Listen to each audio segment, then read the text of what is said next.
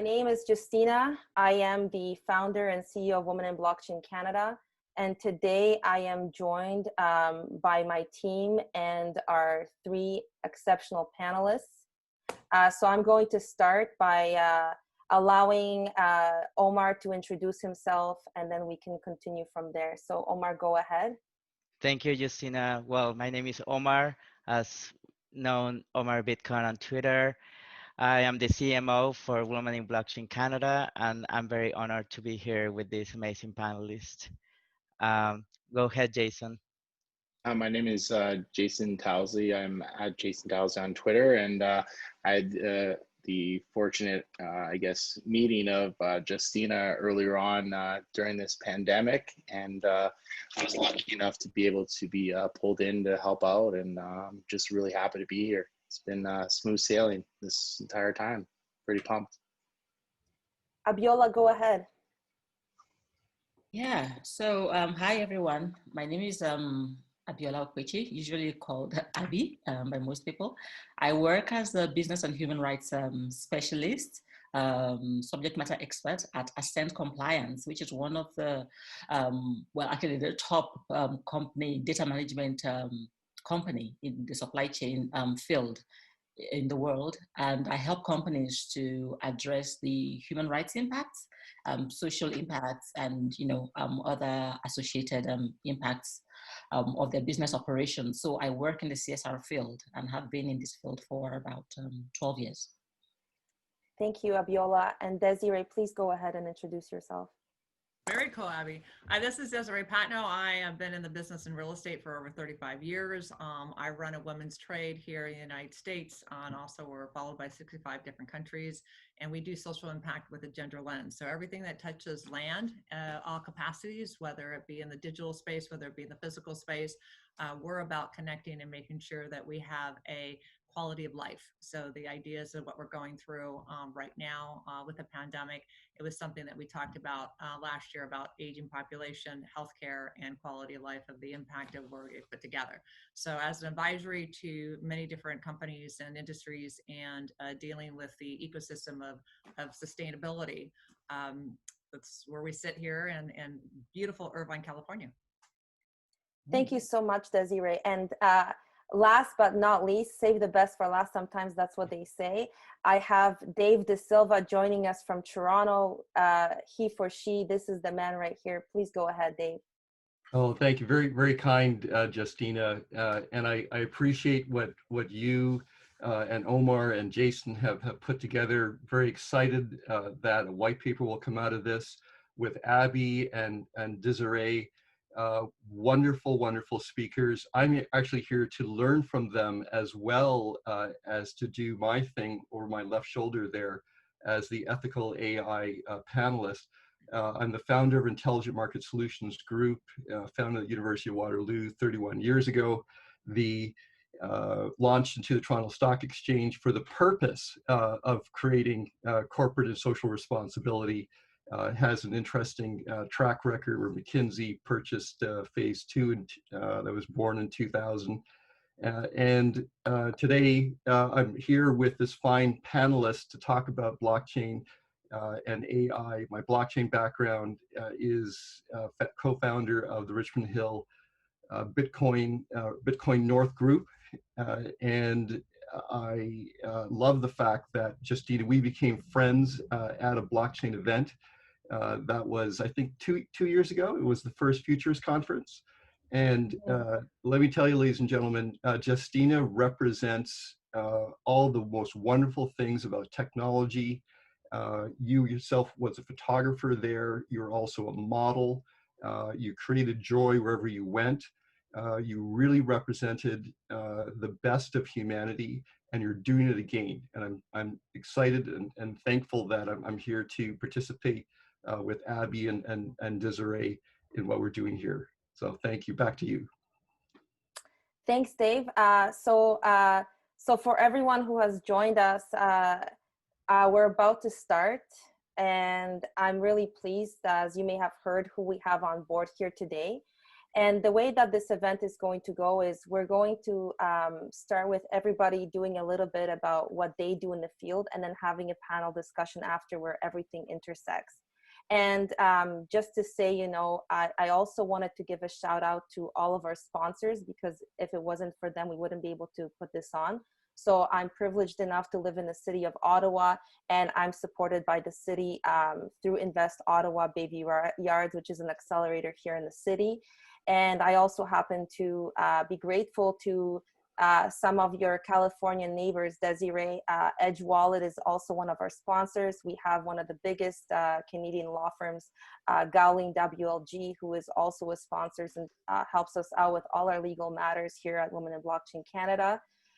So I would like to give them a big thanks, because if it wasn't for them, we wouldn't be moving in and heading forward either. And it takes all of us together to move forward. So with that being said, I would like to get going. And the first topic that we're going to look at is something that, and it's currently in operation today. It's CSR and compliance. And Abby is going to give us an overview of what she does, how her company currently works, and what's being done in the space. And then Desiree will take it from there. So Abby, over to you. Please go ahead and let the audience know what's currently going on in the CSR space in your experience. Yes, sure, happy to. Could you give me permission to share my screen? Yeah, sure. Can you, can you send me the request so I can do that? I don't think I need to. It just shows. Make her the host. Justyna. Yeah, I'll make her the host. Yeah, 1 second. We've done that drill. Indeed. Here we go. Okay. Passing the buck. Go ahead. Awesome. Can you see my screen now? No. Not yet. And now? Yes. It's We do. working. There we go. All right. Thank you. I love it when technology works. Does its own thing. So, yeah. So, like I said in my introduction, I work with Ascent Compliance Inc., which is a supply chain data management company based in Ottawa. And one of the areas in which we focus is corporate social responsibility. When it comes to compliance, companies have a whole range, you know, of areas in which they have to focus on. So it could be product compliance in terms of ensuring that they're meeting product requirements out of different jurisdictions. It could be vendor management, and it could also be, you know, corporate social responsibility. So I work in the area of corporate social responsibility, and because this area is today's event is looking at is looking more into the future, you know, bringing a new technology into this space. I've decided to structure my presentation around the past, the present, and the future, how what's happened in the past and currently happening segues into, you know, the new technology that we are talking about today. So, oh, sorry, excuse me. I just stopped share because I think I pressed the wrong thing. It's Saturday. It's all good. It's not Monday. Exactly. We're not all rushing off to go to another meeting. Okay. So how do I redo that? Share screen again. Okay. There we go. All right. Okay. So just for context setting, I thought we would just, you know, establish what we mean when we talk about CSR, because working in this field, one thing you find is that everybody tends to have their own idea of what CSR is. You know, so I think we should start with a baseline understanding of what CSR is. When we talk about CSR, at least in our organization, we're talking about the management concepts that integrates social, environmental, and concerns around ethics into business operations. So is a company operating with you know, a careful consideration of its impact on this, you know, on social issues such as human rights and labor rights, Is it considering the environmental impacts of its business or its products, the way it operates, both on the host communities and society at large, and even internally among its own internal stakeholders, which would be like its staff and then, shareholders and things like that. And CSR is best articulated in, well, what I would say is, I could refer to as an adage, because it's often used, as a catch-all phrase, the triple bottom line, which is people, planet, and profit. You're not focusing only on your financial bottom line, but on 3 bottom lines. How is how are your operations, your business as a whole, impacting on people? How is it impacting on the planet? And then, of course, how are you making your profit? Are you doing it ethically? And things like that. So, having established what we mean by CSR, I will now go on to how has CSR evolved in the last, several decades, 2-3 decades. The one thing to establish before we talk about this evolution, because this is what drove the evolution, is the fact that CSR is a very broad topic. I mean, it covers so many things, and the issues that it covers, they're diverse. The stakeholders to whom these issues matter, they are also diverse. They are numerous. They have, different levels of interest in different things. So when you're talking about CSR, you're talking about the environment. You're talking about, climate change. You're talking about human rights. You're talking about your supply chain. You're talking about things like diversity. You're talking about workers' rights. You're talking about privacy and data integrity. You're talking about bribery and corruption. You're talking about responsible sourcing. You're talking about so many things, management systems.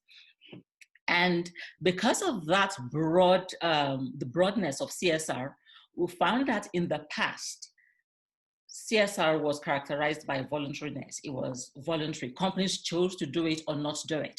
And they would approach it, if they chose to do it, they approach it like a kind of a buffet, a smorgasbord. I choose this and I pick that. I like this one. The chairman's wife likes soccer, and so we're going to sponsor soccer, even if that has nothing to do with the community in which the business is operating. And so often you would find that CSR initiatives were more or less pet projects, especially if they had, marketing benefits. So that was kind of the thinking behind it. And companies kind of looked at it like, oh, we're doing a community a favor. We sponsored, the last, maybe a community soccer event or something like that. Meanwhile, the communities, their host communities have things they're complaining about, like the impact on the environment, the impact on water and things like that. But they chose their own projects and they focus on those things. But what we're seeing now is that CSR has evolved quite significantly.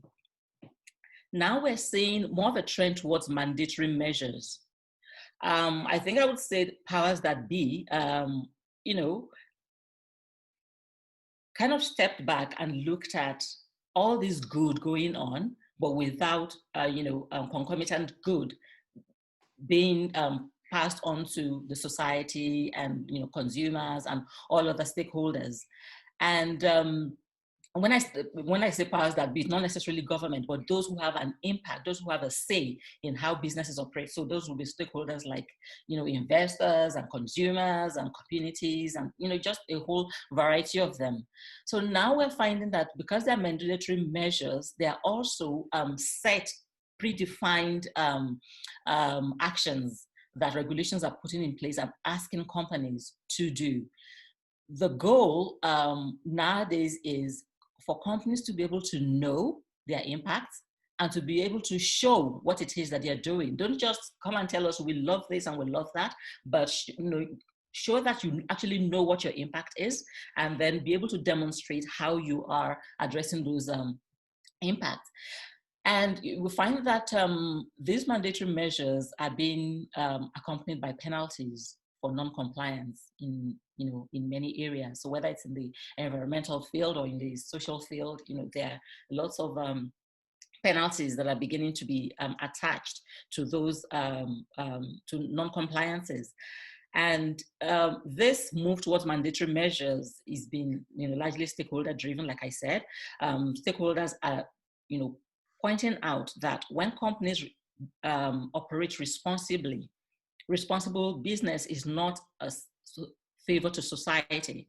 It's an obligation that businesses have, and it's a business imperative, for companies themselves. And so now people view CSR as part and parcel of a company's, strategy, the same way it is, developing new products and developing innovative products. And at present, we're also seeing that there's a greater focus on supply chains, because when you step back and look at the major companies, the multinationals, you find that the challenges really aren't so much with or in those multinationals, because they have the capacity and they have the resources to manage, a lot of the challenges they face, whether it's in the environmental, social, or governance issues. But further down their supply chains, that's where the problems lie.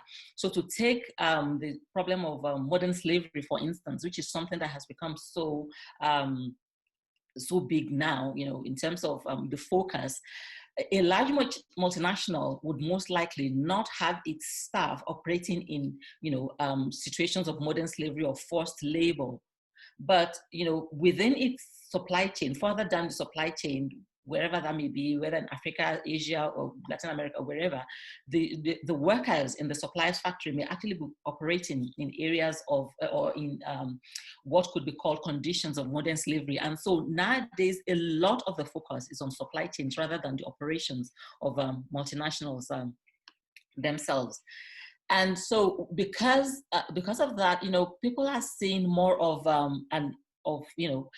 we're seeing an increase in a recognition of the business imperative. Before, when you talk about CSR and its impact on businesses, people would talk about things like the brand, reputational damage, and things like that. But now we're seeing that things like market access, for instance, within the US, the Trade Facilitation and Trade Enforcement Act, which I put there as TFTA, actually empowers the border agency to prevent any goods that are made with forced labor from coming into the US. And so we find that lots of products being imported into the US, are being, they can be stopped at the border. And so that brings about losses to businesses. And the future, when I say future, these are things we're already seeing. I just assume that there are going to be more of them, going as we go further. So we're going to see more mandatory measures. We're going to see demand for greater transparency. We're already seeing demand for greater transparency. That's why we have more disclosure-based regulations in place in UK, in the US to some extent, mostly in Europe. Tomorrow, Switzerland is going to the polls about, to require more due diligence from Swiss-based companies. And so we'll find that transparency is becoming very critical. They want more disclosure, companies to provide less fluff and more verifiable details, which can be searched by the public. And so that's because of this drive towards transparency, we find that companies are beginning to focus more on gathering their data, knowing in order to be able to show. And because this is not always possible through on-site visits, it's not always possible to do that because you have a large number of suppliers and entities within your supply chains. So there's an increasing move towards technology solutions, such as what we provide at Ascent Compliance, which is to gather data of companies and then help them to analyze this data and find out where the gaps are. And I believe that this is a really good point in which to segue into the next presentation by Desiree on AI and blockchain. So with that, I'll stop sharing. Excellent. That was fantastic. I mean, the stuff you're doing of bringing the fluff, if you think about it from the DI standpoint, we've been talking about diversity and inclusion, of actually embracing it and actually people talking and doing something and be accountable for it. And you're bringing it from the CSR side. You're saying, yes, is, like you said, here in the United States, we're blocking it at the border, saying if it's not sourced responsibly of what they're doing and how they're bringing it in, you can say, no, we're not going to take their products and services. So I love the fact that you highlight that, because that hopefully will help back saying that, you have to have a responsible source and not have, the old sweatshops and things like that are really bringing that value of not, working for an honest pay. So thank you for that. I'm going to go ahead and address the physical aspect of technology versus that we always talk about the coded hierarchy of the fact that, designed by men, used by men. And I'd like to share a really quick story. I love to do it organically. I don't like to do presentations and the fact of having slides because I want you to really listen and embrace. So the idea is that because I get a little funny and crazy, and I love to have that interaction. So if anyone has any questions, especially the panelists, please jump in. I love to talk about the fact of the shock treatment. And one of the things is look at NASA. We just saw where we went up to space and we had things going on. So can you believe that 40 years ago, they designed the spacesuits and we're still using them today, and yet they don't have a women's spacesuit. When they went to have the first female walk in March of 2019, they had to shelve all women's female walk because the fact is that they didn't have enough female-sized suits on, so they had to put a man out there. So the idea is not till 2024 are they actually going to have a spacesuit that can fit both men and women. So if you think about the physical aspect of picking up your phone, the men are designing it and are using it for that. Okay, so the fact is that we have women that are actually out there impacting the core of helping the technology end of it, but not the physical size of it. Fortunately, I'm 6 foot tall. I have very big hands. I can palm a water polo, if I could talk. But the idea is that a lot of women, 5'3", 5'4", don't have that physical size to use the fingers to go with it. So look at the people who can text faster than others. Their fingers are more mobile because of the size of the phone. So one of the things I really wanted to talk about on the physical aspect of technology is that we hear a lot about having more women see at the table, whether it be in the board, whether it be in the technology end of dealing with AI and the actual size of where we go. But the physical aspect has to be that, look at the doors in New York. How many times have you gone to a big building and you have to go push that door? They were meant for men because of physical strength, they could push it, go with it. But if you have the leverage, how many of you gone up there and the door handle be physically at your chest height versus then physically at the size, right? So when you go to push the door, you don't have the momentum or the center of gravity to push that door to get it open. So if you do it enough, it throws out your body elements. So the idea is from the physical aspect, and here's some statistics I want to throw out there for you. If we go into the gaming side, which is the big thing, we're talking about technology right now. We're talking about everyone. How many of us are Zoomed out? I mean, we've been on so many Zoom calls and we're like, okay, this is just too much.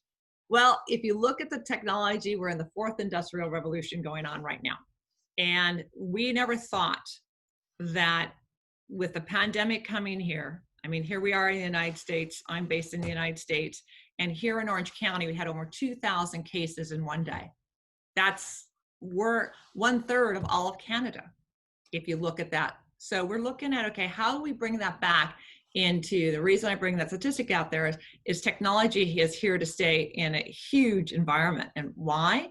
Is because with the 4th industrial revolution, you had the banks that said, all right, what am I going to do in the next environment that, are we going to be able to scale this? That's going to take 3 years. They did it in 6 weeks when the pandemic hit in March here in the United States. And they said, all right, if we could scale this in 6 weeks, what could we do faster and quicker? We have now have an embracement that with the virtual gaming, with the headsets, do you realize that, I have some statistics that I'd like to talk to you about, is that we're right now is that we know that 85% of the women make the business decisions on when it comes, whether they're buying a house, whether it comes in buying technology, as far as any kind of apparatus, whether it be phones, whatever things that we're using. The issue is that when we come back to it, we're looking at some numbers that are overwhelming. And I apologize, my slide, I'll pull a technology thing. It just slid on me here. Hang on, I got to get to my slide that had it on here. Anyway, the statistic, give me a moment here. Where this is all written is NRW produces a research and development report, and it comes out, this is our 4th year in doing it, And all these statistics are listed in our Women in Housing Real Estate Ecosystem Report. And this is where I'm looking right now to get it. And what we're talking about in this situation is that the gaming here is that what happens is that you have 90% of women have pupils that are closer together than a typical headset default setting. 27% of women's eyes do not fit the headset at all. So what happens is that the women have and experience a very poor vertigo that's happening with the headsets and when they're looking in the gaming institution. So what they're doing is they're trying to bring in to have different sizes, whether it's built for a woman, whether it's built for a man, whether it's built for different sizes to put into it. But obviously that really, beats into the ROI that goes with the company. In addition to, when we went into the size of airbags, do you realize that the fact is that the impact of having airbags is when they were first introduced, hundreds of women and children were injured or killed because they were not tested on anything other than a male body type. So that physical aspect of being corporate social responsibility to using a gender lens, body or infrastructure or the physical size is so important. So then we go into car steering wheels. The fact they were designed for men, ignoring the needs of the women. If you're 5'2" driver or shorter, you can't, that sitting closer to it is what kills the chest. And it impacts you when you go into it with the fact that the airbag hits you and can also have problems. So what we're looking for is to have more women architecturally designed, in addition to be in the room to design the technology end of it. And then from there, what is making a difference for the size? So we look at how we're built. For example, playing water polo, certain people can float better than others because of the way their buoyancy is. That physical aspect of how they take an impact of coming into their chest is huge, whether it's top heavy or bottom heavy. So the idea is that how are we designing that? And this is where blockchain is so powerful, because the fact is that when you're recording this information and you can see the styles going, you don't skew the information based on the data that you're bringing back to it. One other thing that I think is very interesting, a statistic that I like to bring to it, is about CPR. Do you realize that from CPR for out in the public, if you're walking down a street, 23% higher a survival rate of a man versus a woman?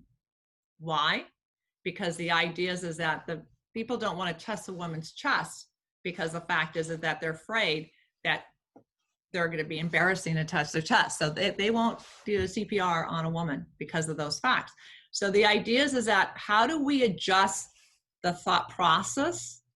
This is where the social impact, this is where the environment that we're looking at, the physical end versus then just the state of going to, and this is the visionary side that we're bringing to this, is where we think of designing things, utilizing things. How do we be more responsible to our environment from a technology sense? Is that physical size and how we can incorporate it versus on the side of going through it. Some other things we gotta look at, healthcare, as far as not just the CPR side, but mammograms. There are 54% of the participants, according to St. Luke's Mountain State's Tumor Institute, said they probably won't get a mammogram because of perceived discomfort associated with it. So are we building for the size of a woman, or are we building for the size of a man? So the idea is that not all one size fits all. So if you look at designers for clothing, how we're dressed versus then how we're structured, for years we didn't have different sizes for women. So the idea is that it's not just about women in the space. We've got to look at for different body size, different sizes. And technology is so powerful from the AI standpoint that we could really embrace all the data. I mean, everything you were talking about, Abby, had to go down to the data. How are we sourcing that data? How are we making sure that they're accountable for the actions of what they do? And where's the backup research that shows that they actually took in consideration of different groupings and how things are manufactured? Same idea we're putting here is the more data we have access to and sharing in the healthcare. If you have cancer, there's only 14 hospitals in the United States that share data. How can we cure data? How can we cure cancer if we don't share what happens and goes through the process of getting it done? So those are like things that I really think that from a a corporate social responsibility from an individual standpoint.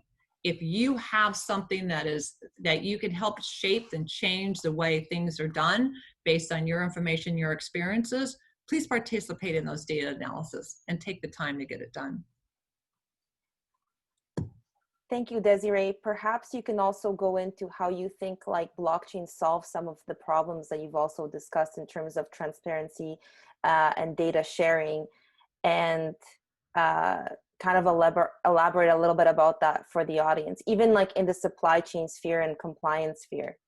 Absolutely. So the supply chain for blockchain, if you really look into, one of the things is that here in the United States, we have a very high FDA checkpoint to make sure that, if you have salmonella and all different kinds of food and things like that.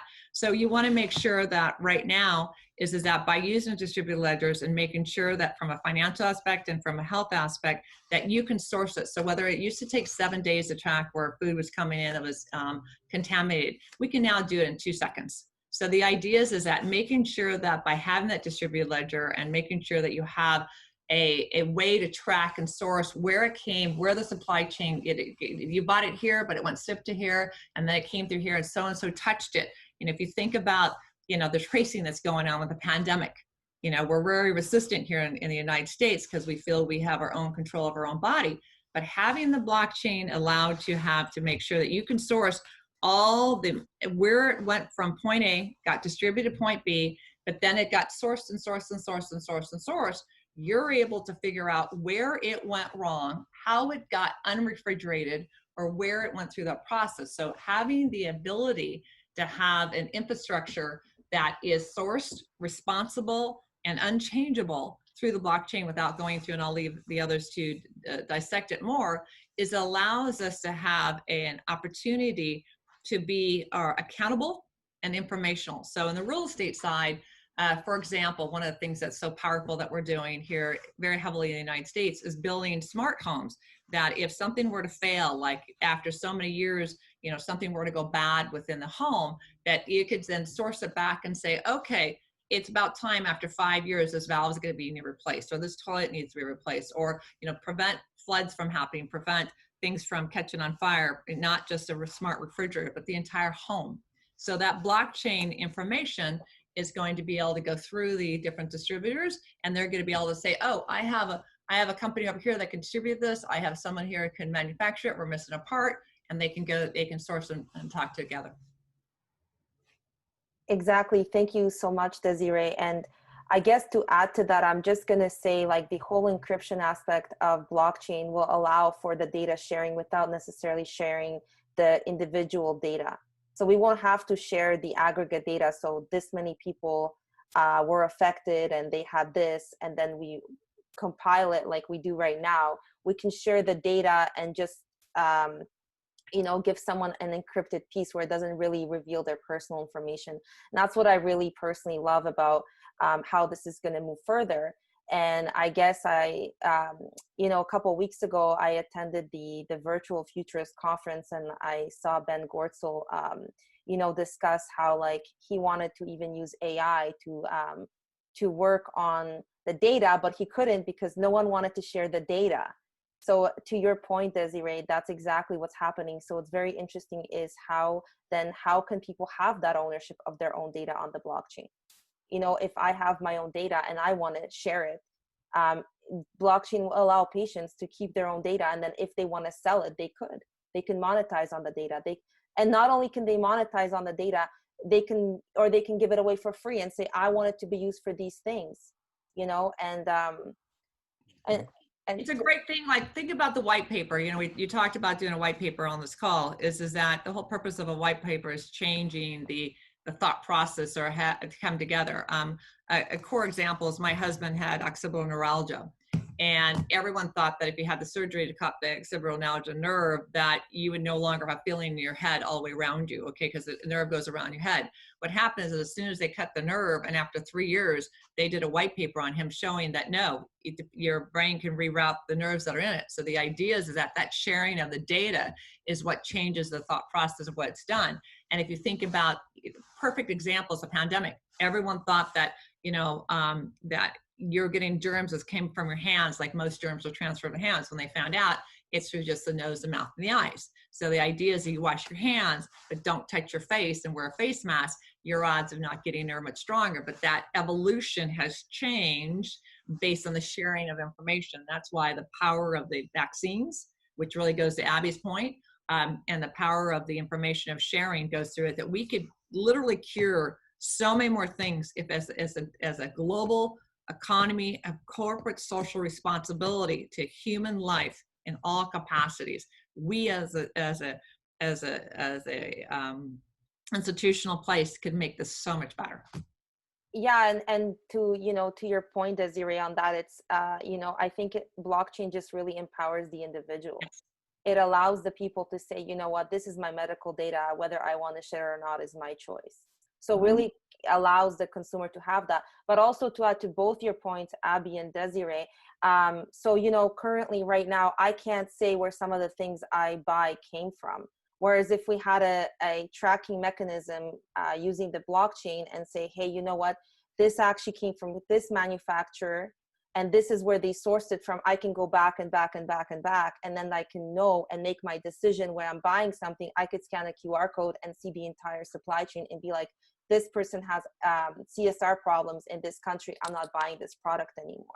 So it's, it's taking both of what you said and just, in the technology aspect, how can we use it in the future to address some of the issues that we're having today? And even easier, Abby, for compliance, I think in a lot of the customs borders in the future, this is what they will use. And I don't know if you know this year, but I also heard about a project that's happening in the US. It's called Carnomaly. And basically what they're doing is they're looking at the VIN numbers of the cars in the US and they're putting them on the blockchain. And if you buy the car, it's already connected to the state level governments, where you can actually pay your taxes right then and there, have your VIN information, see the information between the buyer and seller, have a smart contract do it. And then when it's even finalized, every single time they get an oil change, every single time they buy tires, they put everything on that one system. So when you're buying the car, you know every single transaction that car has had, what's happened and anything on it. And if it ever gets stolen and the cops try to catch or whatever, you have that extra security.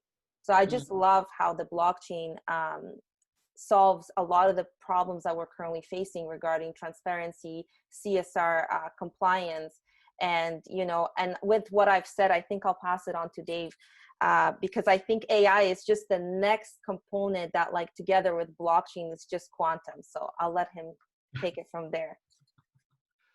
Oh, thank you, Justyna. But I want to pull in what Desiree was saying, what you were saying, and what Abby is saying. This is everything is right on point here. First of all, Justyna, that's exactly what blockchain is hoped to do. And let me define blockchain very simply as a secure database.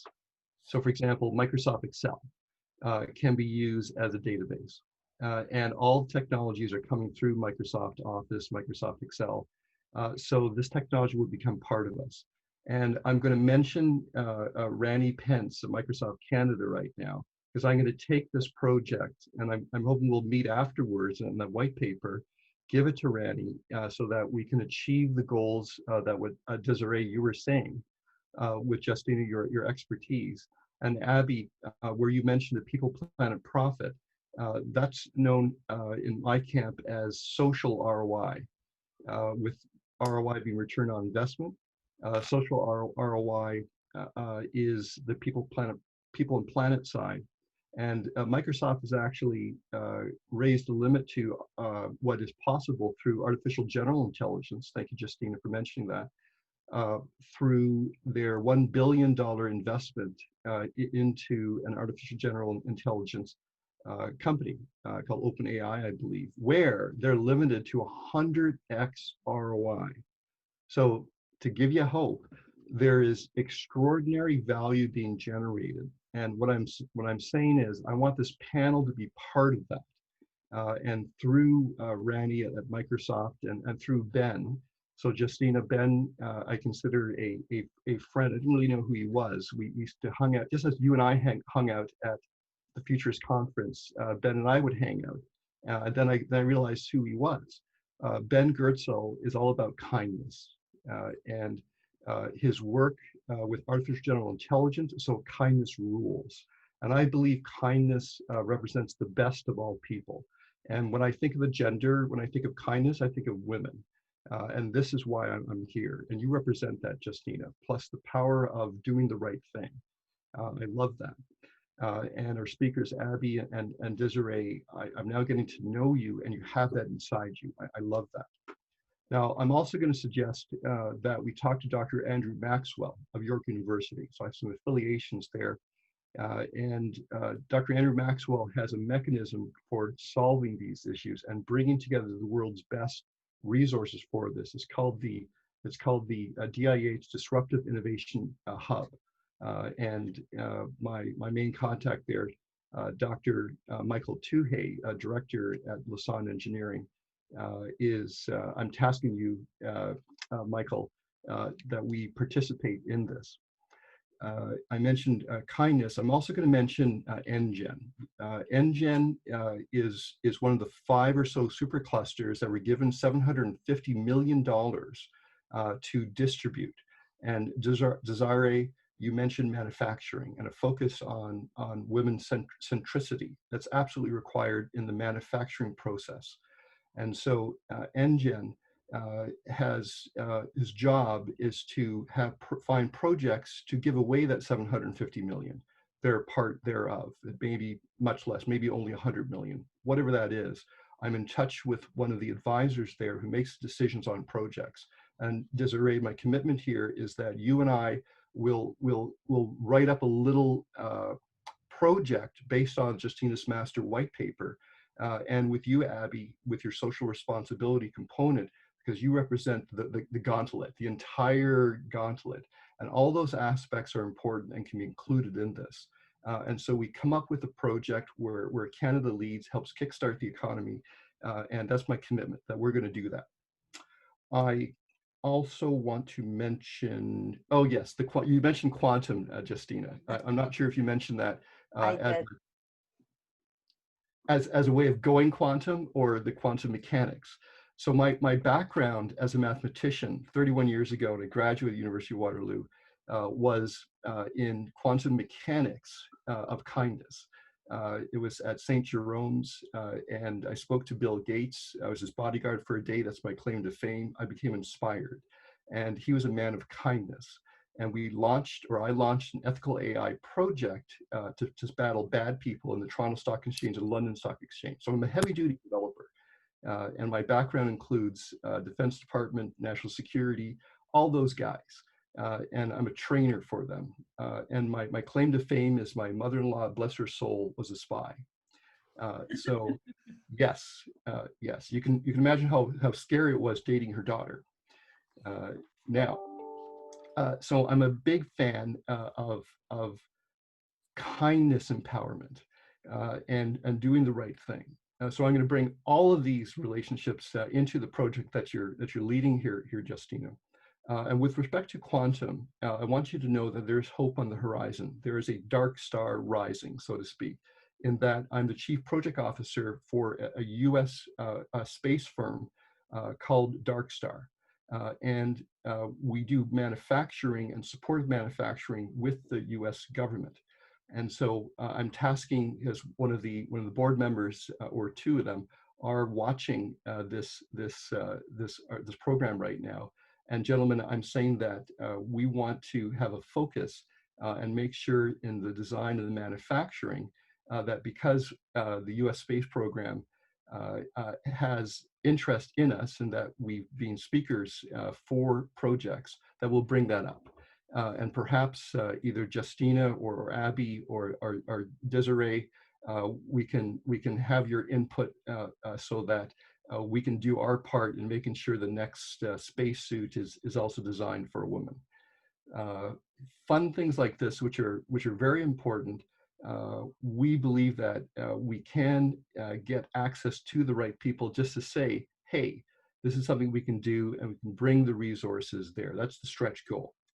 Now, with respect to quantum mechanics and quantum computing, if you add quantum computing or quantum information technology plus artificial intelligence plus blockchain, you have what in my mind is a trinity, and it can create, in my mind, holy grail type technology. And what I'm looking to do is with our sponsors to achieve the circularity, which is the circular economy, where we have the ability for the economy to make more money than can be spent. This happens if you listen to what Abby has to say and implement those things across the board. And where this can happen is with Ben Goertzel, who has the artificial general intelligence projects. And these projects, and part of what we're doing is looking to create a master AI for smart cities that protects people. I forget if it was Abby or Desiree, you mentioned that there's a need to protect our information. And in my mind, that's Dr. Ann Cavoukian's privacy by design. She also has an ethical AI privacy by design. So I've worked with Dr. Ann Cavoukian. I've been very lucky for that, and we're building all of that into our underlying work. So I want you to know there is hope. And in working with Microsoft, making that part of Microsoft Office, it becomes a natural way for this good value to come about. So this is something that is an overall theme to make happen for everything that we're talking about here. Now, Justyna, there are some specific questions that you had. I can go into that. Go ahead, Dave. Yeah. Oh, okay. The question that you had put to me was, how is ethical AI being developed today? Mm-hmm. Okay. As I mentioned, I've had 31 years of this attempt to create ethical AI, and what the most important part is that ethical AI helps people become more ethical as well. Now, what does that ethical mean? In my mind, it means that the group that is taken care of feels it's ethical. And this happens through conversation. This happens through social interaction, and happens on a moment by moment basis. Now, what I did was in 2000, I was given a big bag of money, and I was asked to make brokers more ethical. And this was a large task, but I was up to it. I just wanted to help them do what they say and say what they do. So I became the developer for this owner and launched a company called Price Metrics, which is now being purchased by McKinsey. And they have claimed that as of 2016, there is $6 trillion being on the database, which is a private blockchain. It is run by an AI system, and it was developed by using quantum-inspired algorithms. So the technology that we talk about, which is often thought of as in the future, is actually here today. And there are startling examples where this works. All we have to do now is direct the technology under the guidance of Abby's thinking, or the guidance of Desiree, under your guidance, Justyna, and your team, and spread the word. We're now in phase 3, by the way, which I call the Planetary Microgrid Energy Cloud City project, which is about the circularity and the singularity. The circularity I mentioned is the circular economy that we're heading towards. The singularity, and something that Ben is working on, is making sure that when AI becomes as smart as us, that it is good to us, that it cares for us. And in fact, Sophia the robot, which Ben is a co-developer of, is designed for that, so that the experiences of AI and technology become loving. And it's very important that we take the approach of lovingness for the AI to continue that approach when sentience appears. And so I'm not saying that we'll have sentient robot sentient AI, but what I'm saying is the behavior of our technology appears to be able to think for itself. We really want to create momentum for that to happen in a positive way for people, planet, and profit. So how is ethical AI being developed today? The project that you're really a part of and has inspired Justyna through our interactions at the Futurist Conference is a movement where through Microsoft and their interest in creating ethical behavior as defined by the community that uses it, arises artificial intelligence that helps people act with more of a moral north, a self-correcting mechanism. And this is what I did with that system. It caused the brokers to gain more of a moral north. The result of that, the decisions they made were better for everybody. And I call that the win-win. When you have the win-win, that's better than a win-lose. And what happens then is something called synergy shows up, where the sum is greater than the parts. The same thing's happening in this group. Here we have a group individually are very strong. Abby, amazing. Desiree, amazing. Justyna, amazing. And guys, I'm just going to talk to the ladies for a moment. Together, can you imagine what would happen? And it's exciting for me to think about this. And so Justyna, again, your white paper is the right way to go. So I'm going to declare here, Justyna, that the white paper that arises from this work, and I'm going to ask the student audience to throw in your comments. I'm not watching them right now, but throw in your comments, throw in your ideas that you'd like to see. And let's put this together and make it something special where we can cause it to grow. And Justyna, you and I, we'll talk to Ben. We'll talk to Ben and we'll say, Ben, we want to do this here and let Canada lead the way. And Ben's a big fan of Canada and what we're doing here.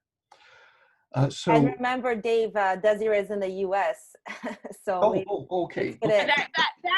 That's totally okay, because I was going to stop real quick, Dave, is that I'm the mentor and an advisor to Amicus Brain, which is an AI-led company for Alzheimer's and dementia, which is a global problem. And if you think about the impact of everything you're talking about is like you honed in, how the individuals, who we know, what our expertise and specialty of connecting and visionary combining, that's the whole premise of what I do here in the United States through the family office space. So it really connects to the corporate America, and that's why I wrote the WIBC report. So your idea of doing a white paper and leading that charge, I have so much of this information already out there, but curating it, not have to start from ground zero, is an amplification that I truly am just like, this is fantastic. And Justyna, you are the amplifier. This is what you've put together in this panel, and I'm so happy about this. Dave, thank you so much, but I can't take the credit on my own. You know, we don't achieve anything on our own. Everything is a collaboration, so it couldn't have happened without my team here. And we're all committed to really taking this forward. And I guess with that being said, I have some difficult questions for you, because it can't all be roses all the time. Yes. And I think some people have concerns of like, because you've talked about how you were able to do this and how some projects are already implemented. But I think there's still a question of like, when we have AI working, like how will that affect our privacy? What about like the surveillance aspect that's happening in other countries? Can you sort of advise us on how your smart city is going to operate? And like, you kind of said it was a back and forth, but if you could just elaborate on that, that would be great. Yes, of course. Let me just jump in, Dave, before you go ahead. You've talked about ethical AI, and just building on what Justyna said. It's not just about privacy, or the immediately obvious challenges that could arise. I would really appreciate if you could avert your minds to challenges that maybe have not really been given much thought, but which will become, very instrumental down the line. For instance, the current frameworks that we have, like our policies and legal systems and due diligence practices, compliance systems, are they fit for purpose for a regime where most of our, private transparency needs, information needs are led by, AI? And what do we need to do to ensure that they are, fit for purpose? Because that's an area that I would be very interested in, and I know companies would need to deal with down the line. Yes, no, thank you for that. Let me, Justyna, let me address Abby first, and then we'll come back. I want you to remind me of the questions. Abby, just if you could repeat for me that the core question here, and then we'll get to the other aspects, is how do we deal with X? Give me the X again. So that's our current policy legal framework to ensure, because right now we seem to be moving faster than, in terms of, from an AI perspective, we seem to be moving faster than our current policy and legal frameworks are able to catch up with. How are we building that into your whole processes that you're talking about? Thank you. Thank you very much for that, Abby. I had thought about that. And so we basically don't want to be bullied.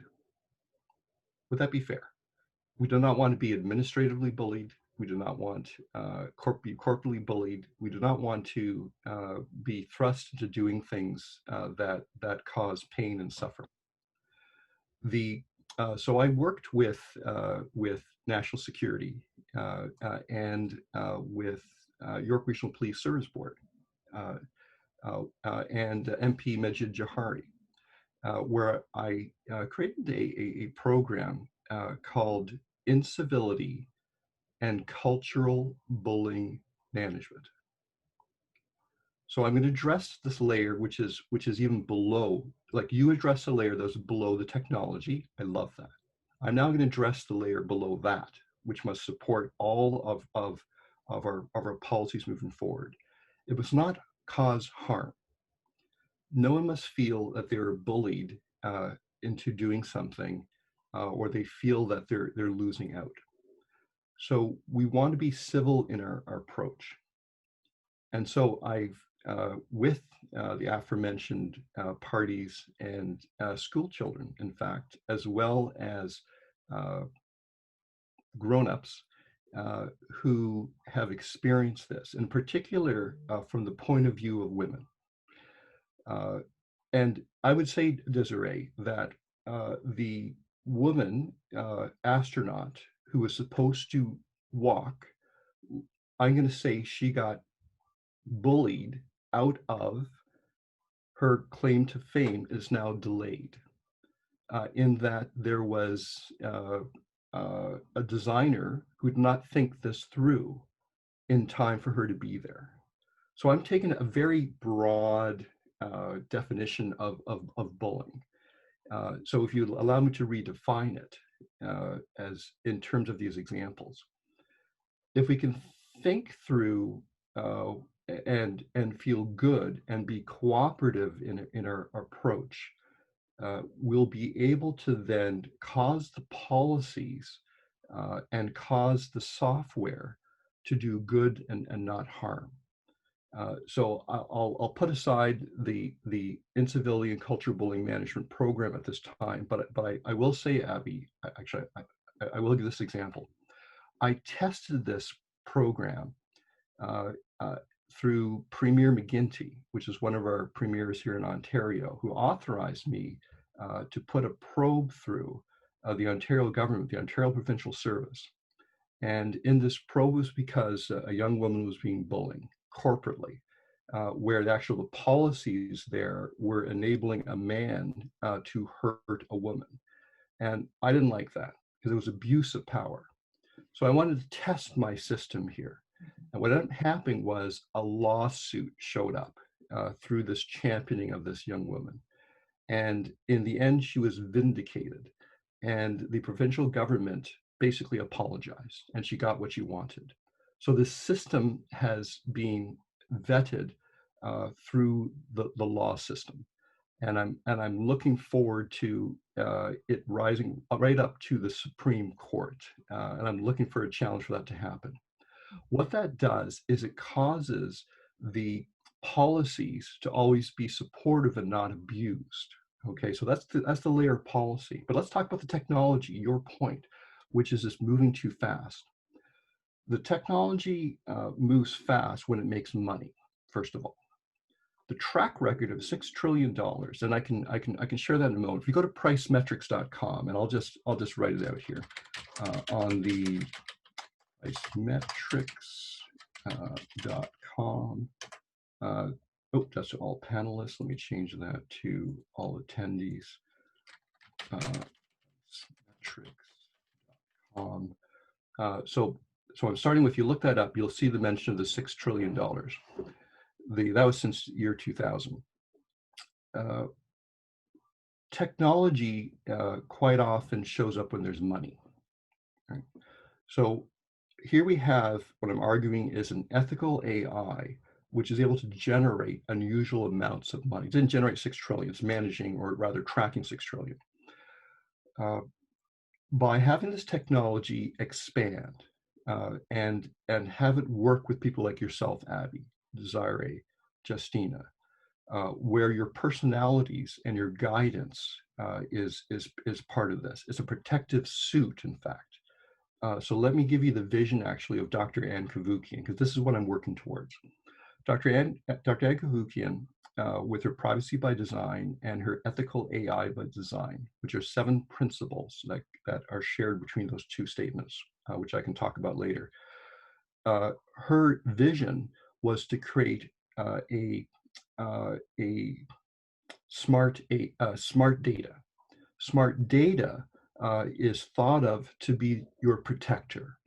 Could you imagine if everywhere you go, when you picked up your phone and your phone started tattletaling on you or taking your data and sending it off to another organization, if your smart data would alert you, would stop that in its track and alert you something's going on here, right? And then take another step, which is extract money from the offender.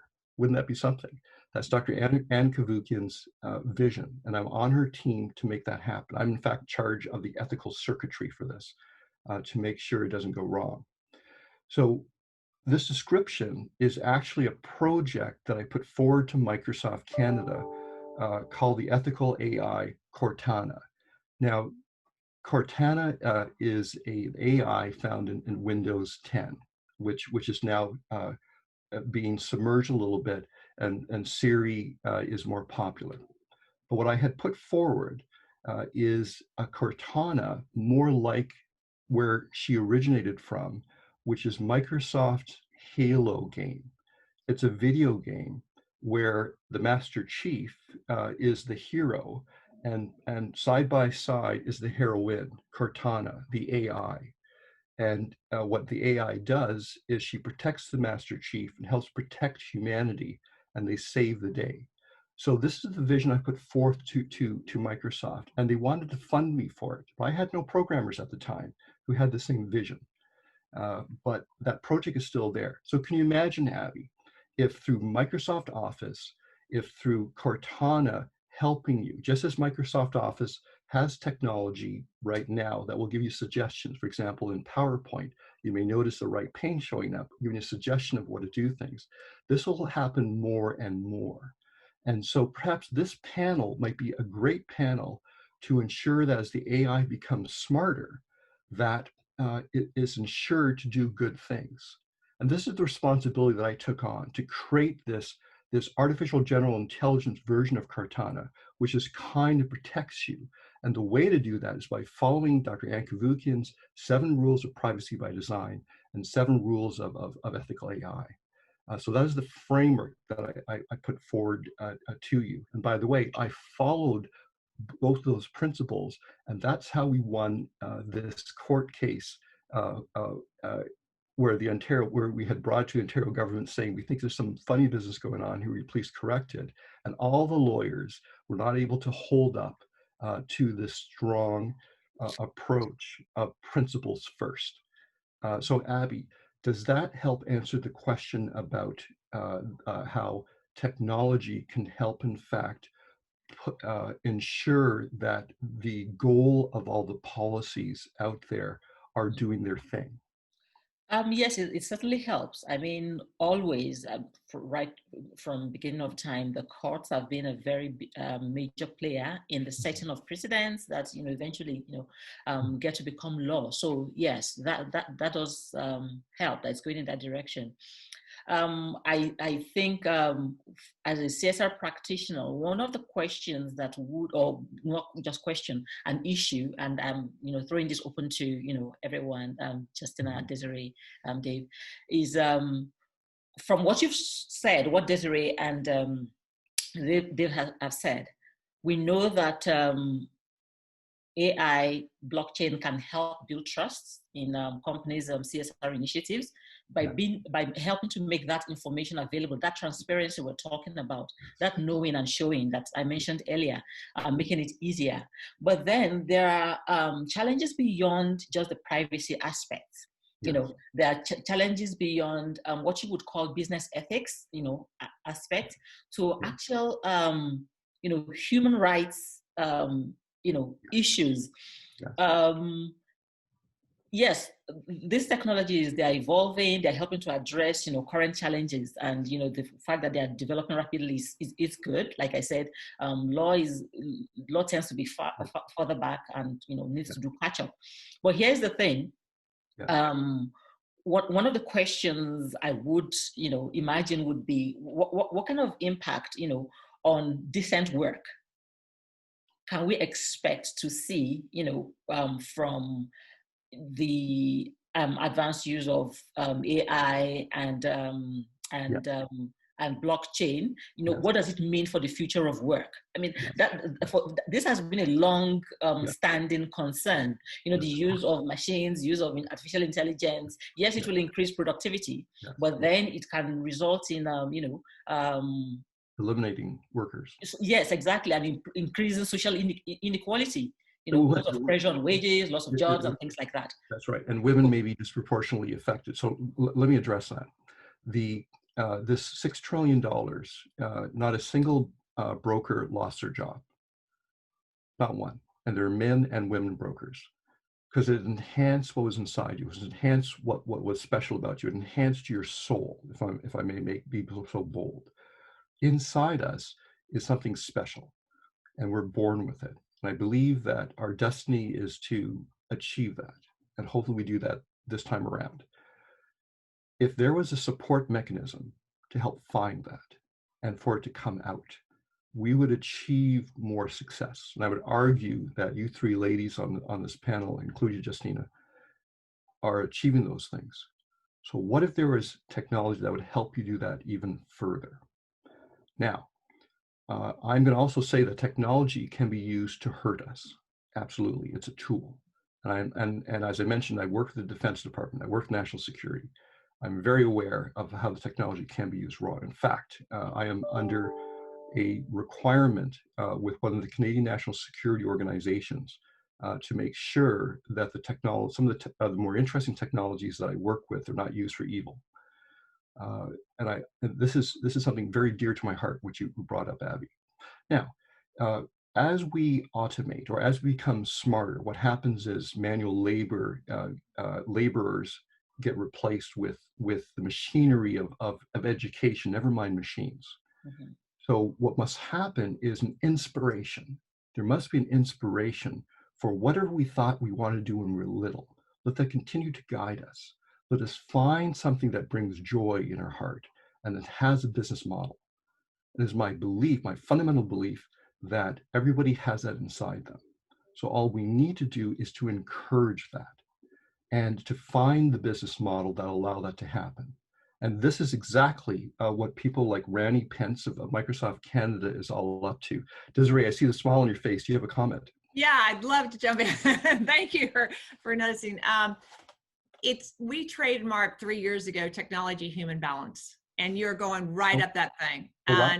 And the reason we brought it out was that, if you look at healthcare, for example, if you look at the pandemic, the number one thing is being able to touch people, be able to embrace people, because we no longer, right now, what is the synergy between us other than the excitement of what we're talking about?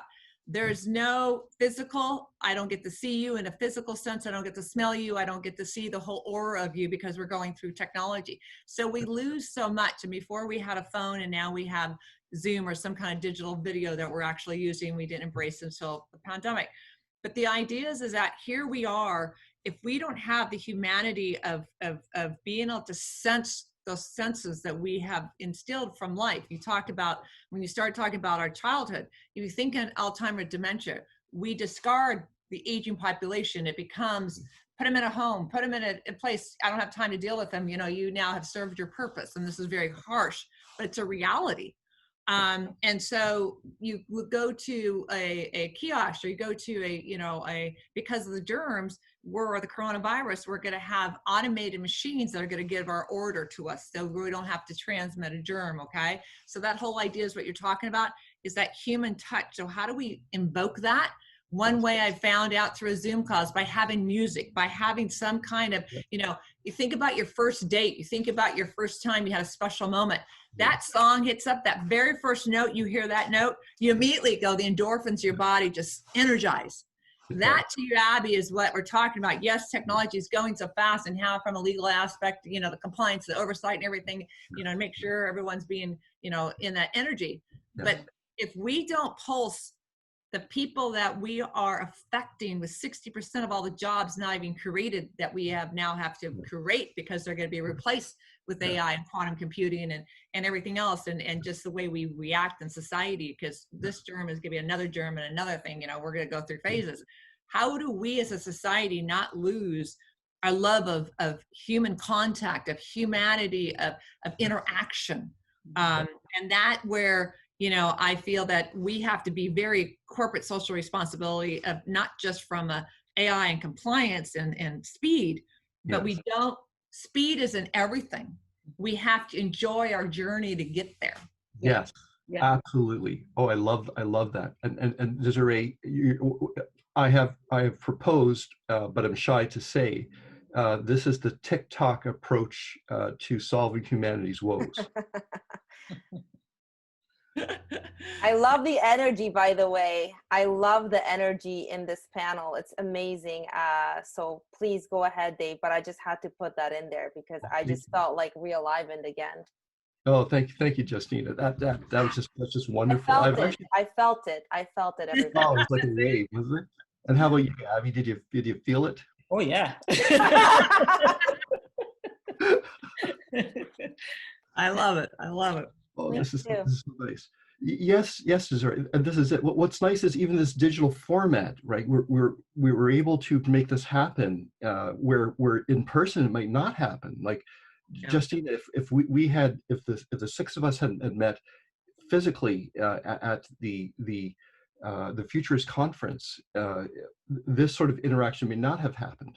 So what I'm saying here is that we do have a way forward, and with the TikTok approach, with the joy of music and dance and those sweet moments. Actually, that's a great point. I have to say, do you know how I actually got Abby's contact? No, tell me. I was working out at the gym. No, I was at the gym in my building working out, and her colleague was working out, and they were broadcasting their music on YouTube, and I was listening to my own music, and at one point I just gave up. I'm like, why is there two musics going on? I'll just listen to their music and see what's going on. But that's what sparked the conversation, because I was like, oh, I actually like your music. What is this? So it's the music that brought us together. So I did not meet her through the conference, but it's funny enough you say that, Desiree, because it's the music that brought us together. Your most intimate, joyful moment is the only thing that we could say is the same that you can connect, is hearing that first note. And if we all take that away from today, when you talk about AI, it's the ethical feeling, it's the core feeling, because it doesn't matter what we say, it doesn't matter what we do, it's all how we make you feel. If you feel energized, you're going to remember that person, you're going to embrace that person. So from a compliance issue, from the whole legal aspect, people can go down the line and all of a sudden they have a moment, and they'll go, the old adage is that the judge will rule based on how he, what kind of night he had or what he had for breakfast.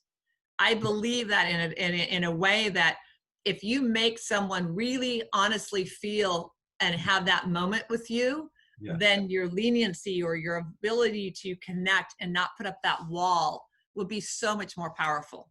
Yeah. Oh, I love this. And to build on that, this is the approach of what the ethical AI software does. It creates these moments, and I call them the water cooler effect, where a joy is created for doing something helpful and creative, and a negative effect shows up when you're caught doing things you shouldn't be doing. So I want to stay on the positive side here, but wouldn't it be lovely if we're rewarded for these joyful moments where it's celebrated and creativity shows up? In fact, this is one of the important components for brainstorming, how to juice that creativity. And those moments that you mentioned, Desiree, where that song brings us together. And as Justyna just said there, the song, so I would say, Abby, that song you were playing was the song in your heart. Oh, it wasn't me. It was my colleague. Well, yeah. it was the song in your colleague's heart. Mm-hmm. Now, do you like that colleague? Oh, yeah. Mm-hmm. So would you say that what was in your colleague's heart was in your heart as well as you listened to the song? Yeah. Yeah. I Should would we say Not validate her favorite, not her number one. I don't know what the song was, but he's, you know, my colleague. I love how you brought person. that in, Dave. I love how what you just did is you showed how we're all within each other. It's sort of like all our goodness is in all our hearts, and that's how we're all connected, you know? If I may just raise a point, which I find often tends to be the way that we address this kind of issues in the West. Mm-hmm. Very often we forget that there's the impacts of not just AI or blockchain, different things, you know, they can be, you know, completely different, you know, depending on which geographical location you belong to. Absolutely. So whereas we may be looking at the effects, you know, just from the, you know, logical perspective, you talk about the emotional aspects and things like that. For those in the global South, Africa, where I'm from, Asia, and places like that, there are more very, very practical day-to-day implications that they have to think about.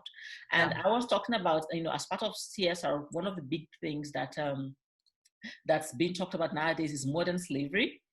I can immediately see the use for blockchain and AI in combating modern slavery. But then I can also immediately see how, if not used properly, it can exacerbate the problems. Yes. So when we're talking about all of these issues, we need to have the hat we're wearing, yes, as we want to move forward, but also the hat that looks at, you know, geographical impacts that ordinarily, you know, we wouldn't think about in North America. So yeah, if you could also maybe talk to that.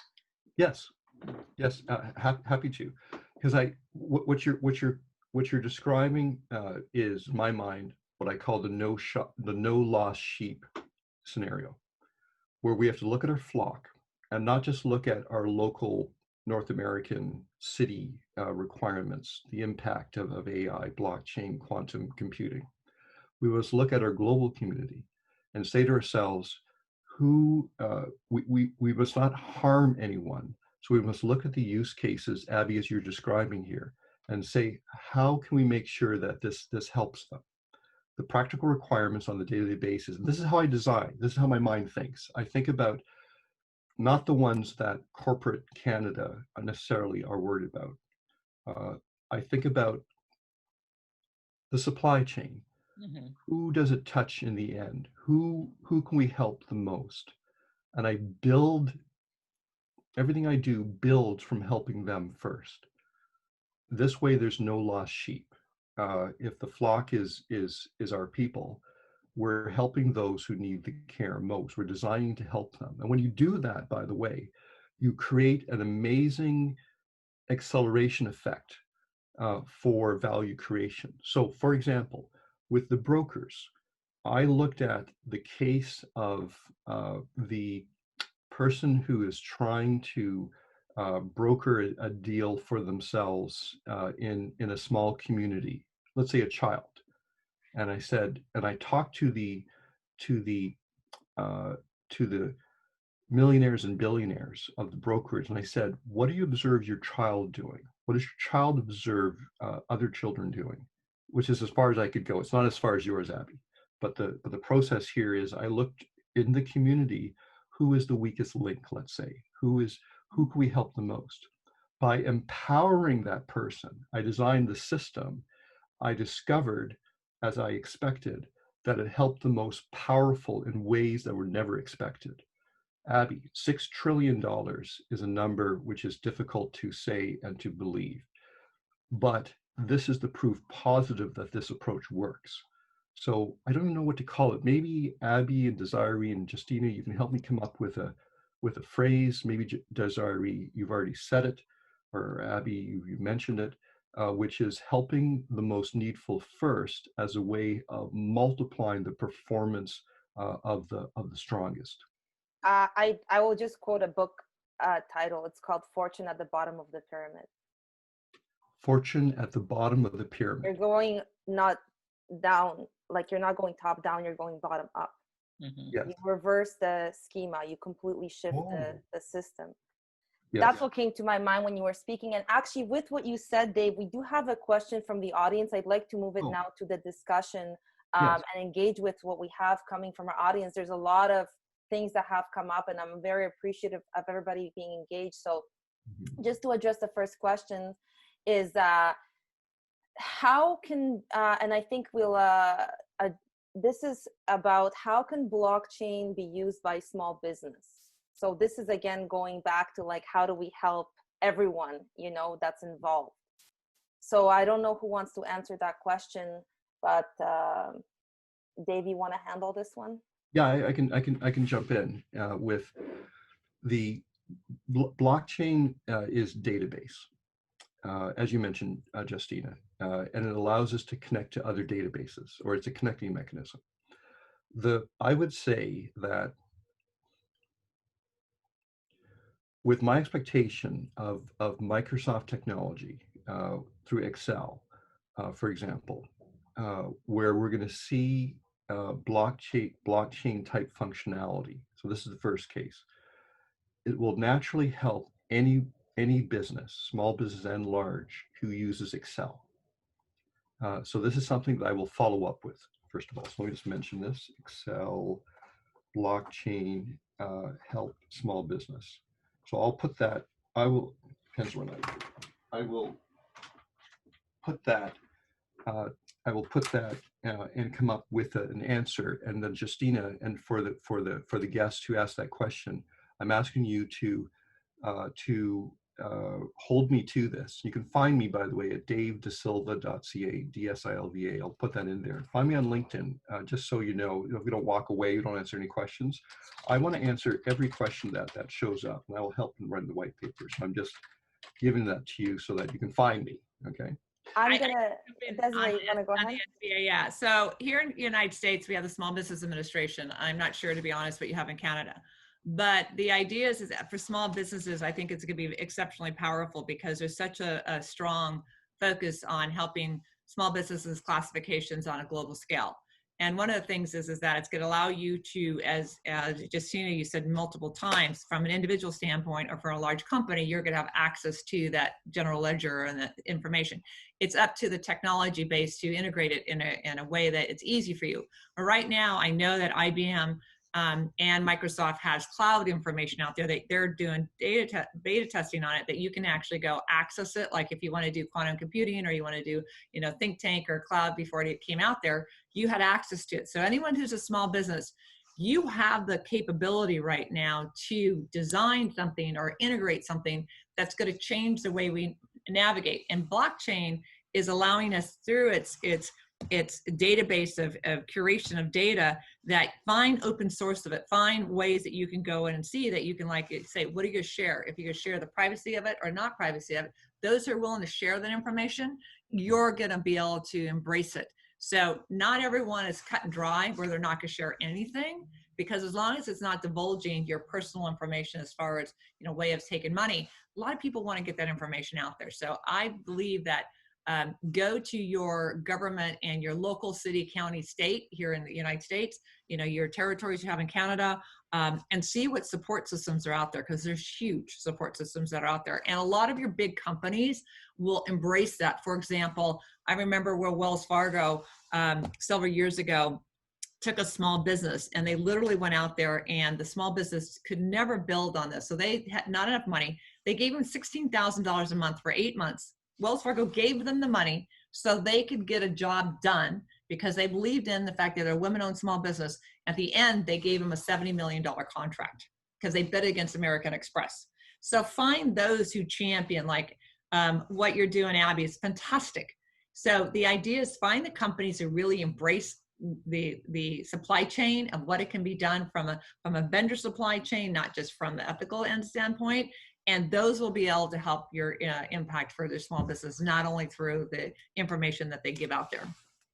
And to add to your point, Desiree, to answer this question, I think we're talking about inclusion and exclusion. How do we find inclusive systems? So one of the things about cryptocurrency and the blockchain is your ability to connect.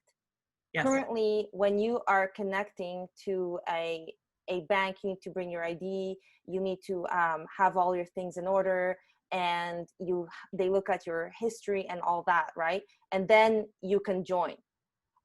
So right now, what's happening is we're moving to a more decentralized space, and there is less, I think that it's so evolving because the technology is so evolving, but it's looking at like, how do we make things more accessible for everyone? And I think one of the things that is happening is all you need is a smartphone to join some of these networks. I download an app and I am connected. I did not need to go through this scrutiny.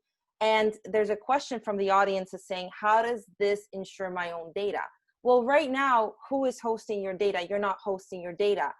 And you're not getting to share in the economy, because we're in like inclusive and exclusive systems, whereas blockchain and decentralized systems are more inclusive. So I think it's really important to look at it from like this perspective. If I can explain it, is removing barriers from joining is one thing, but another thing that is the holding of the information and the data by yourself. So currently Facebook or Google, they're hosting your data, they're taking your data, you don't have ownership of your data. But what if you turn that model upside down? It's kind of like what we talked about with the fortune at the bottom of the pyramid. How do you change a model and give the user more power? And that's kind of like the whole purpose and power behind blockchain, is the inclusion.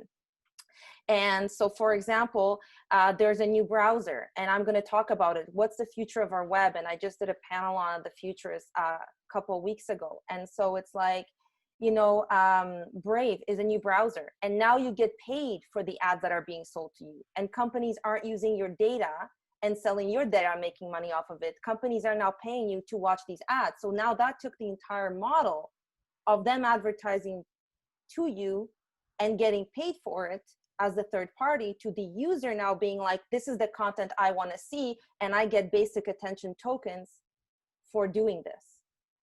And you know, people talk about how are you able to host your data? Well, this is all like the whole point behind this whole technology is the encryption aspect. And I think I can go further into, I don't want to get too into the weeds, but I guess at a high level, what I would say is like, think about the idea that you become your own bank on your phone. When you, like, the whole cryptocurrency is like, I own a phone and here I can be my own bank. I don't need anybody else. Like, all it really is I use encryption to have my information, and I access my information by memorizing a set of keywords, and then I'll always have access to that. So the other way, and this will be my last example, is you currently have computer space that you're not using. Computer RAM that you're not using. There's technologies being developed that you can actually sell your computing power to the grid, so you're paid for it. So the beauty, and for me, this is why I'm so fascinated, and I'm here, and I love this subject, and this is, I feel like, one of my callings in life for sure, is to bring this forward, because I just think it's not only is it beautiful on like the, you know, social perspective. It's like really technologically moving things forward.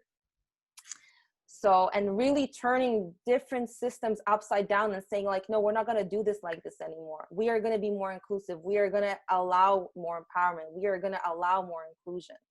So I hope that answers more of the questions. There's another one here. This type of privacy gives ownership to the citizens and can work with transparency. Okay, that's kind of like, for example, when you go to buy groceries or when you show your ID at the store, in the future, you can just validate yourself with your phone. You guys talk to the same, your phone and their phone or their machine talks to the same server. No one gets to see the data, but the system validates the data on its own. So it eliminates a whole, like you will, in the future, we will be more owning our own data and sharing our data, and it will allow for more transparency, but you can also have a sort of privacy behind too. I think it just allows for more manageability of the entire data infrastructure. Justyna, can I interrupt real quick? Go ahead, Desiree. You had a great point about the selling, you know, your extra memory, extra computer. A lot of companies out there are viruses, I should say, are out there actually streaming through your access of your computer, sharing your hard drive and sharing your thing that they're viruses that are taking over your computer, and you don't even know they're being utilized, because the fact is that they have a virus that's taking your streaming out there. They're not corrupting it, but they're just using your platform. So to your point of selling it.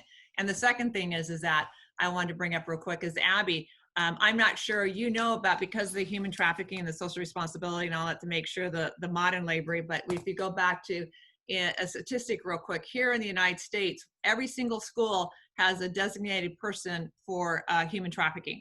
Having blockchain and AI and sharing that information from other countries, and how we don't have a border limit, but we share that information, we could actually help through the banking system. Here we enacted a bill called HR 6729 that we're involved in, to making sure that the banks can give out the privacy information of that for the human trafficking that goes through it. So it really connects to the corporate social responsibility, and make sure that they're ethically being produced, and we're not being, you know, set up the systems that are being done, because a lot of the times it goes through that, and that takes it to another deep dark weeds. But I just want to make sure the level that we're talking about is that scope of what we get involved in.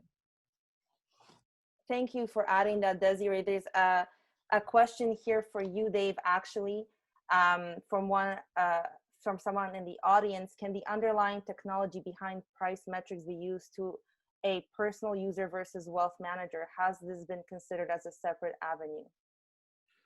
Thank you for that question. And Desiree, thank you for I love the passion when you're giving the answers. So I just want to, yes. We all feel it. Yes, yes. To the question of, can the technology for price metrics be used for help individuals? So let me be very, very careful about this. I had written a particular license and intellectual property that's owned by Price Metrics, which is a license for them. And even though my NDA has expired, I have fortunately no need to dip into the particular technology that's being used for brokers, and I will respect that, even though I don't need to.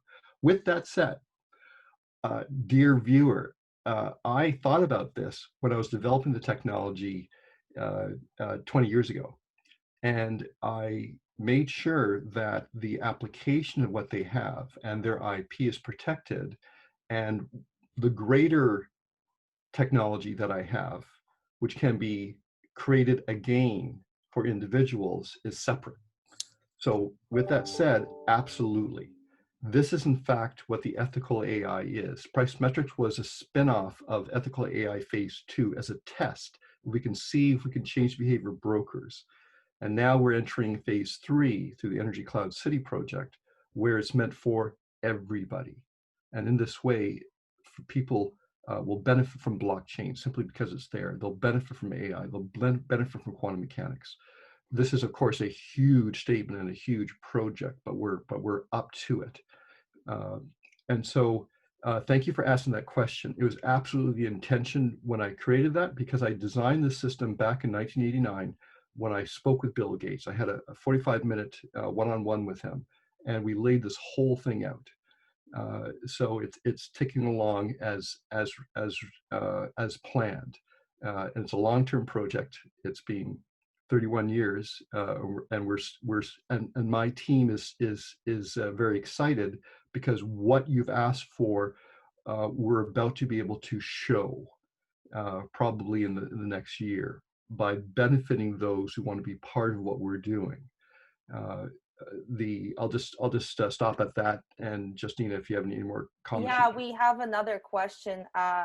What is the role of human judgment in designing ethical AI? And I think someone else also said, like, AI cannot take over our creativity. So all these tough questions, but I know you're ready, Dave. So go ahead, please. I am. Thank you. Because I had thought about these things when I first set about to do this.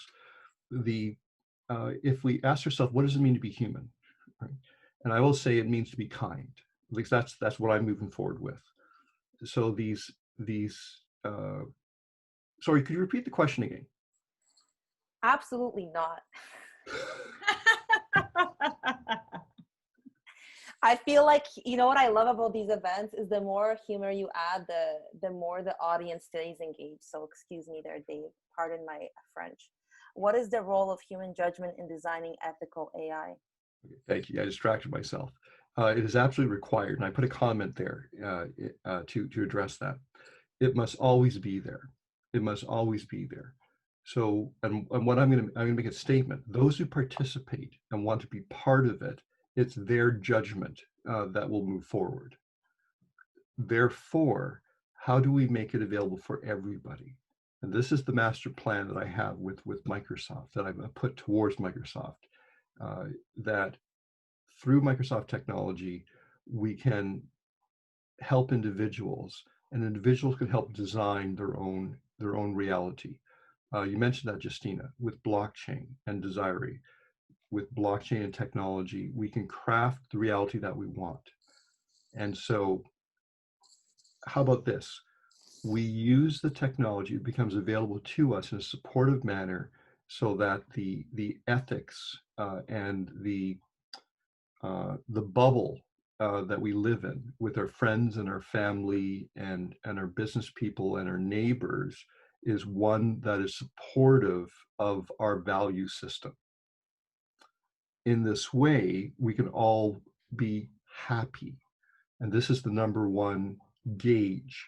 Does it create happiness and productivity? And by the way, everything we're talking about boils down to a mathematical white paper that I have Dr. Faisal Shah Khan, formerly from Khalifa University in the UAE, working on, which is how we are able to do better by working together. And so this technology is built into the core of what we're doing. And it's all about happiness. It's all about what Desiree you were exuding. And for every individual out there listening, and for those who are not, is how you want to define it. And all we're trying to do is to encourage that, so that the world that you want manifests through money and technology. And the number one thing here is that through the win-win, we're able to work cooperatively, you get more. And so startling amounts of revenue show up through this process. And we're creating the base for that to happen, so that every individual wins. Does that make sense? Did I get too technical? It's okay. We have a very technical question actually coming in, and I don't even know like what to say, but I'm excited for it. Okay, so what are your thoughts about GPT-3 for the future writing and coding? Question mark. Okay, so I'm now looking up GPT-3. So I guess we're not, that one will have to wait. Give me a second. GPT. It's an AI code generator, I think, some sort. Wikipedia. Generative pre-trained transformer. OpenAI. An autoaggressive language model that uses deep learning to produce human-like text is a third-generation language model. Oh, okay. And the question is, what are my thoughts about the future writing and coding? I cannot comment on it because I haven't looked at it. This is because this is creating language, and because we've seen 2 AI bots shut down by Facebook who began to change their language and only speak in the way they can understand. This is an example of AI, in my mind, AI becoming more human-like, more with the appearance of sentience. And thank you for mentioning, someone mentioned it's OpenAI. I see that. OpenAI is what Microsoft, I understand, invested $1 billion into. And so because Microsoft is behind that, because I believe in the leadership of Microsoft, the right things will happen, and they're watching to make sure that the right things do happen. With that said, I am not naive about how the technology can suddenly go wrong. And in my mind, there will have to be we have to be realistic about how good technology to help us versus technology that's not there to help us. We mentioned the viruses. AI and quantum computers will only increase this. So my goal is to make sure that the good people technology wins by coming together with groups like this, with our sponsors, and ensuring that what they want moves forward through the technology that we're creating, where we can probably use GP3 to support it. So that's all I can talk about that, because again, I'm not familiar enough with it, but it's a tool that I think, and thank you for our attendee for mentioning that. I'm now aware of it, and I will include that in my repertoire and think about it more. I think that's why exactly we have events like these, and it shows Justyna was really on point in bringing this together. Because what I love about this is it's painting a picture of the reality and allowing us to enhance the research, enhance the data by, agreeing on certain values, precedents, and then moving forward so that it's mutually beneficial. That's something that I learned when I was working in concussions that we applied to our approach was that the muscles in the neck, particularly in female soccer players, happen to just be less. And so higher occurrences happen. But to just address that as a reality and then move forward, that improved on our approach moving forward. We were not leaving any rocks unturned. So that's what's great about this is you guys have been going around unturning all the rocks for us. So thank you for that. We really appreciate it. Yes, absolutely. I feel like, and back to kind of what was being said by Abby earlier, we're living in a time where things move so quickly because of technology, everything else kind of catches up. And it's the same with academic papers and things. It takes so long to do research. And sometimes the data is out there. What are you going to do? Have a paper 4 years later? And I feel like with the way we're going, that's why we want to create something out of this event, is because there is value in what you're saying. You're all experts in your fields. We can use the data that you've provided and we can create something out of it that's shorter and more digestible to today's audience and attention span, frankly, because that's where we're at in society today, I think. And yeah, I think that's why I love doing these kinds of things. It's because it allows for us to explore how everything is intersecting, because it is, and it will be, and it'll continue to do so. And it's good to have like the discussion beforehand, not just after you've already rolled out your IP, Yeah, thank you very much it's been a very stimulating call. I appreciate it. Well, I do need to jump off to another meeting. So a pleasure to meet all of you, and thank you so much for all the participants. Thank you, Abby. It was fantastic. And thank you very much, Abby. Thanks. Yeah. Thank you so much. Yeah.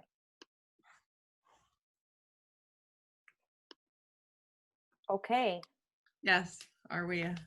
Thank you very much, Justyna. It was fantastic and meeting everyone, and love your conversation, Dave, and your expertise, and I look forward to the white paper. Same here. thank you very much for joining us today and giving us your time. We really appreciate it. Really appreciate your expertise. If we're heading towards closing remarks or yes, absolutely. So yes, Dave. So I think we've answered the questions that we've had from the audience. I think we've got enough material to go from here. So the call to action will really be just to move on with the white paper.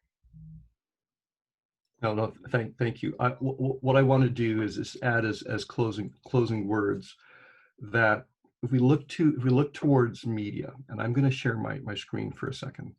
Could you make me the host so I may share my screen? One moment, Dave. By looking towards, we look towards the future, but we can learn from the past. If we look at thank you for that. If we look at the greats in science fiction who have thought these things through, many of the points that I have brought up are being taken care of in science fiction. There's an author by the name of Isaac Asimov, who I believe has come up with like the three laws of robots. Paraphrasing here, these are things that we really want to take to heart. And I'm just sharing a screen. Can you see the Isaac Asimov les robots? Pardon my French accent. Tried to do one, but it's I think it's a French book. Can you see that? Yep, we can see that. Thank you. Yeah, so a loving robot. This picture says it all for me. This is where technology must help us. It must be trusted by children, and our children need to be part of that. It's a vision of making sure that families come together and are happy, and when we can help families come together more, we become stronger as a community. We help our communities. And Justyna, those are my closing words, and that's what you represent. So thank you for this. Always a pleasure. So yeah, I once again thank you everybody for joining us. Thank you for everybody in the audience for the great questions. Thank you for the sponsors that we have that help for us to continue what we're doing. And thank you to the team. You guys have helped me through everything. So I'm super grateful and looking to continue to move forward and take this to the next level in 2021. So thank you, everyone. Thank you. Thank you. Thank you. Okay, we'll end it now. Thanks everybody for joining us. Have a great weekend. You too, exactly. You too. Have a great weekend. Bye-bye. Bye. Bye. Bye.